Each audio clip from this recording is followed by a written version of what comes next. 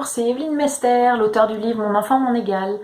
Aujourd'hui, on va parler communication, parce que comme vous le savez, dans un fonctionnement égalitaire et collaboratif et horizontal en famille, mieux vaut savoir communiquer, notamment avec la CNV, la communication non violente, parce que c'est un moyen pour moi indispensable de maintenir l'équilibre entre les besoins de chacun. Voilà. Donc si on ne dit pas de quoi on a besoin, c'est difficile pour les autres de nous comprendre et de trouver de nouvelles solutions au quotidien pour fonctionner ensemble. Mais, oh j'ai dit mais, CF une autre vidéo, mais comment on fait quand un des enfants n'a pas envie du tout de communiquer? Voilà. Il se peut qu'il pense que ça lui fait perdre du temps, qu'il en a rien à foutre de nos histoires, que c'est bon, on n'a pas besoin de parler encore, voilà. Donc c'est difficile d'instaurer des réunions de famille quand c'est comme ça. Donc je vais vous proposer d'utiliser le mode ninja. Donc ça c'est une appellation de ma formatrice en CNV et je la remercie. Le mode ninja, c'est le mode furtif. Voilà, il faut être réactif, profiter de chaque petite situation pour dire quelque chose, pour parler, sans être agressif, sans en faire trop. Voilà, on y va avec des petits pas, en marchant sur des œufs tout doucement. Et par contre, on distille ce qu'on a à dire, voilà, progressivement, au moment où la personne est dans une bonne disposition.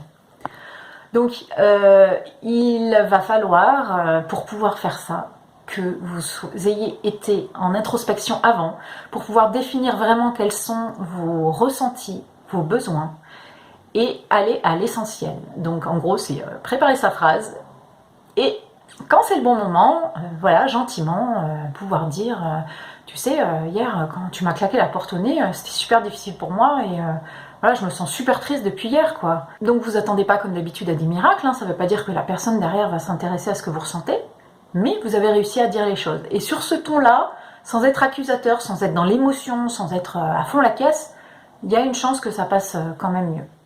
Et il y a un autre moyen aussi que j'utilise beaucoup, c'est à l'écrit. Alors à l'écrit, je fais passer pas mal de petits mots, soit accrochés aux toilettes, soit sous la porte. Et j'ai remarqué que quelque chose qui est assez efficace, c'est les dessins. Donc en ce moment, je me suis remise au dessin, mais il n'y a pas besoin d'être doué en dessin pour faire 4 schémas. Voilà, c'est bête parce que j'ai rien tout de suite. Si, voilà, j'en ai un que j'étais en train de faire. Voilà. Vous voyez? Voilà. Là, c'était un schéma pour expliquer que j'arrivais pas à me concentrer quand plusieurs personnes me parlaient en même temps. Donc voilà, il y avait eu un accrochage à ce sujet et j'avais envie d'expliquer comment je me sentais et pour qu'une prochaine fois, ça se reproduise pas et qu'on puisse faire autrement. Voilà, donc là, j'ai pas fini le dessin, parce que j'ai eu l'occasion de parler en live. Pour le coup, c'était bon. Mais voilà, les petits schémas. En tout cas, ici, ça fonctionne bien pour faire comprendre notamment mes ressentis à mes enfants quand ils n'ont pas le temps ou pas envie d'écouter. Je réfléchis parce que je cherche un schéma. Je vais peut-être devoir couper la vidéo parce que j'ai oublié de le préparer. J'arrive. Voilà, me voilà de retour. J'ai un petit papier, un gros papier. Il arrive que, à l'écrit aussi, je souhaite mettre un message, mais que finalement, ce soit moi qui reçoive quelque chose. Je vous explique. Là, il y avait une dispute autour des chatons. On avait des petits chatons à la maison et c'était compliqué l'ambiance.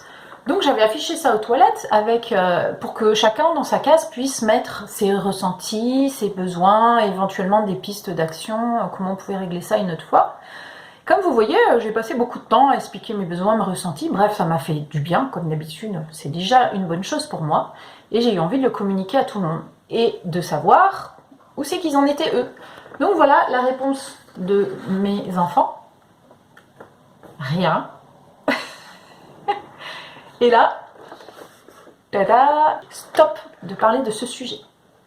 Donc voilà, je voulais vous dire que j'ai trouvé ça quand même intéressant parce que c'est vraiment un besoin. C'est pas des besoins de type CNV avec une appellation bien conforme, mais c'est un besoin. J'ai plus envie, je ne veux pas parler de cette situation. Et je voulais vous dire, là encore, il n'y a pas besoin de forcer. Enfin, il ne faut pas forcer. Attendre le bon moment. Et par contre, dites-le ce que vous ressentez. Essayez par tous les moyens. Parce que si vous dites rien et que ça s'entasse en vous, vous allez avoir des rancœurs et ça va ressortir à un moment donné. Et là, ça sort de nulle part, vous explosez et personne ne comprend rien. Donc voilà, je voulais vous dire, n'agissez pas forcément sous le coup de l'émotion et de la colère en disant « Non, je veux absolument te parler, cette situation n'est pas réglée pour moi, c'est hors de question que tu sortes de ta chambre. » Non, l'inverse, que tu ailles dans ta chambre tant qu'on n'a pas réglé ça. Moi, je l'ai déjà fait. Ça pourrit la relation, comme je vous ai dit.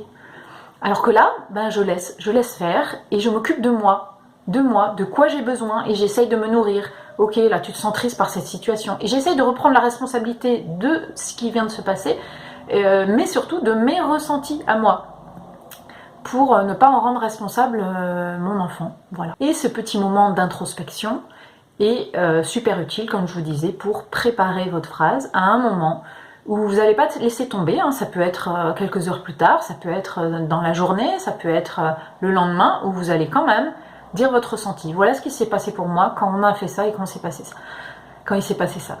Et moi, ce que j'ai vu, c'est même des gens qui a priori n'ont pas vraiment le sens de l'empathie extrêmement développé, quand c'est à froid, arrive vraiment à dire ah oui ok, ah ouais je suis désolée, ah ouais pardon maman, et puis il passe à autre chose, hein, je veux dire c'est pas forcé qu'il s'étale pendant des heures à vous écouter pour autant, hein. Mais je sais que c'est entendu, j'ai des indices, je regarde leur façon de répondre, je vois qu'ils sont un peu touchés et c'est entendu. Moi ça suffit déjà, donc d'une de travailler sur moi pour voir où j'en suis, ça me soulage, et deux de l'avoir dit, j'ai vraiment besoin d'être entendue, voilà. Voilà, c'était un partage là-dessus. J'y reviendrai dans d'autres vidéos, c'est sûr. Donc, bon ninja. À bientôt.